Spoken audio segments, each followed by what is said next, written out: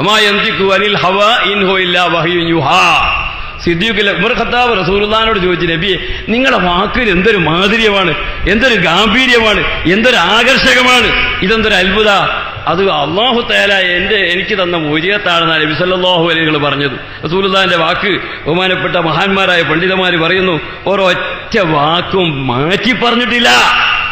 ഇതേ മുഅ്ജിസത്താണ് ബഹുമാനപ്പെട്ട കാന്തപുരം ഉസ്താദിന് അല്ലാഹു തആല കൊടുത്തത്.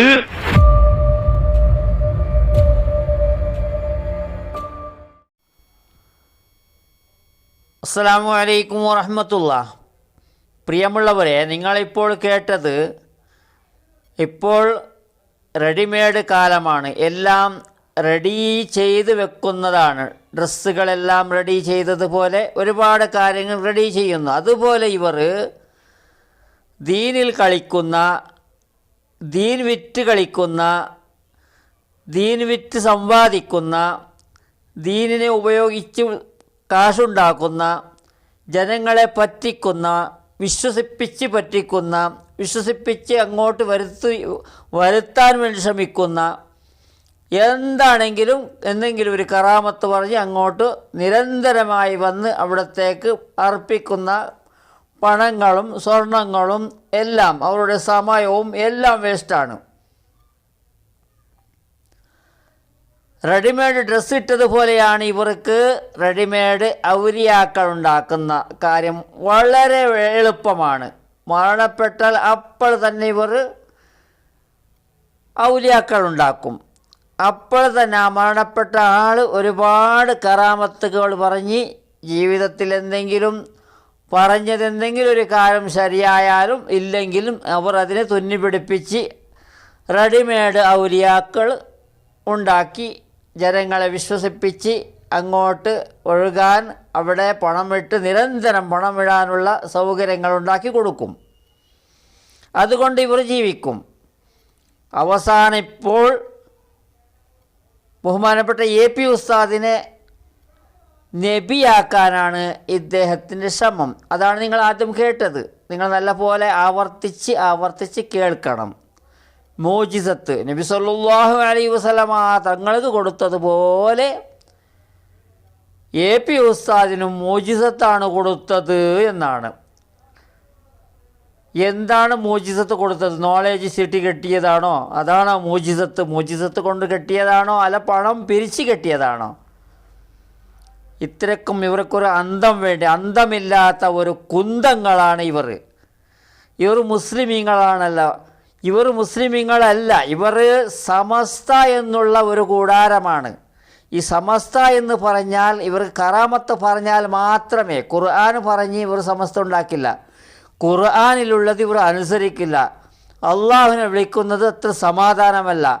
അള്ളാഹുവിനെയോ നബി സല്ലല്ലാഹു അലൈഹി വസല്ലമ തങ്ങളെയോ നേരിട്ട് അവരെ നമ്മൾ ബഹുമാനിക്കുന്ന കാര്യം പറഞ്ഞാൽ അത്ര മുതലില്ല. പുതിയ കാക്കന്മാരെ വിളിച്ചാൽ മാത്രമേ, പുതിയ തങ്ങന്മാരെ വിളിച്ചാൽ മാത്രമേ, അവസാന കാലത്ത്, ഈ മൊബൈൽ കാലത്ത്, ഈ സോഷ്യൽ മീഡിയ കാലത്ത് മരണപ്പെട്ടവർ അവർ പോലും എല്ലാ മൗലിയാക്കന്മാരാണ് ഇവർക്ക്. ഒരുപാട് എല്ലാവരും 70% പള്ളികളിലും ഔലിയാക്കന്മാരുണ്ട് കേരളത്തിൽ. എങ്കിലും CM മടവൂറാണ് ഏറ്റവും വലിയ ഔലിയ ഇവർക്ക്.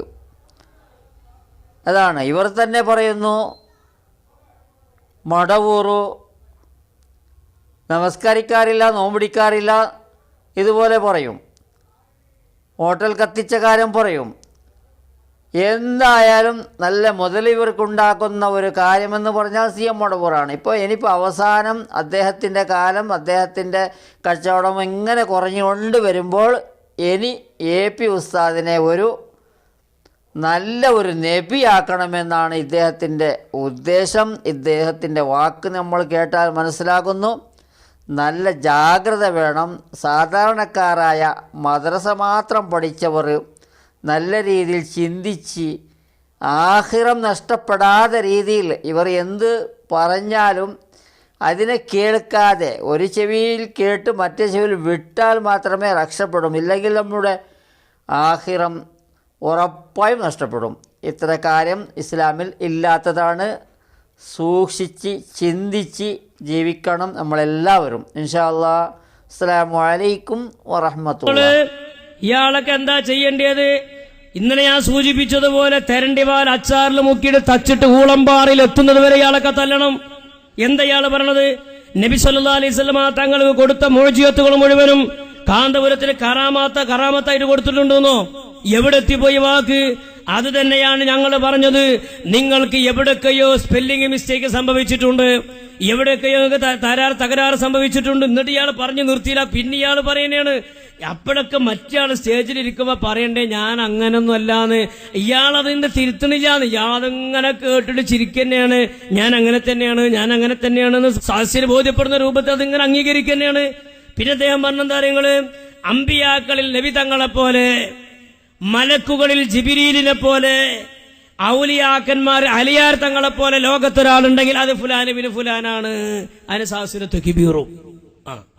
യാസീൻ പാതാനി പറഞ്ഞോളൂ, ഇന്ന് ലോകത്ത് ഒരാളുണ്ടെങ്കിൽ അമ്പിയാക്കളിൽ അഷ്റഫുൽ ഖൽഖിന്റെ മാതിരി, അമ്പിയാക്കളിൽ മലായികത്തിൽ ജിബിരിലിന്റെ മാതിരി, ഔലിയാക്കളിൽ അലിയുവിനെ മാതിരി ഒരാൾ ലോകത്തുണ്ടെങ്കിൽ അത് ബഹുമാനപ്പെട്ട കാന്തപുരം ഉസ്താദ് മാത്രമാണ്.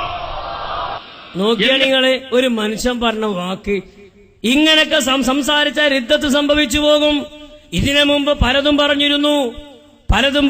നമ്മൾ ആ വിഷയത്തിലേക്കൊന്നും കടക്കണില്ല. അതൊക്കെ പറഞ്ഞു പോയി. ഇപ്പൊ അതിലേറെ വലുത് അനുയായികൾ നേതാവിനെ സംബന്ധിച്ച് പറയാം. അപ്പൊ നേതാവ് ഇങ്ങനെ കുഞ്ഞാപ്പുവായിട്ട് ജാക്കിമ കയറി ഇങ്ങനെ കുളിയണ്ടായിട്ട് ഇങ്ങനെ പോകുകയാണ്. അപ്പൊ തോന്നുകയാണ് ഞാനിപ്പോ ഏതായാലും റസൂലുള്ളാഹിനെ പോലെ മുജിയത്തുള്ള ആളാണ്, കറാമത്തുള്ള ആളാണ്, ഞാൻ മലക്കൾ ജിബിരീലിന്റെ മാതിരിക്കാണ്, നബി അമ്പിയാക്കന്മാർ നബിന്റെ മാതിരിക്കാണ്, ഔലിയാക്കന്മാർ അലിയാർ തങ്ങളെ മാതിരിയാണ്. ഇതൊക്കെയാണല്ലോ എന്നെ പറ്റി അനുയായികൾ പറയണത്. അപ്പൊ ഞാൻ കാര്യപ്പെട്ട ആൾ തന്നെയാണെന്ന് മൂപ്പര് ജാക്കിമ പൊന്താണ്. പക്ഷെ ഇതൊക്കെ പടച്ചവരോട് മറുപടി പറയേണ്ടി വരും.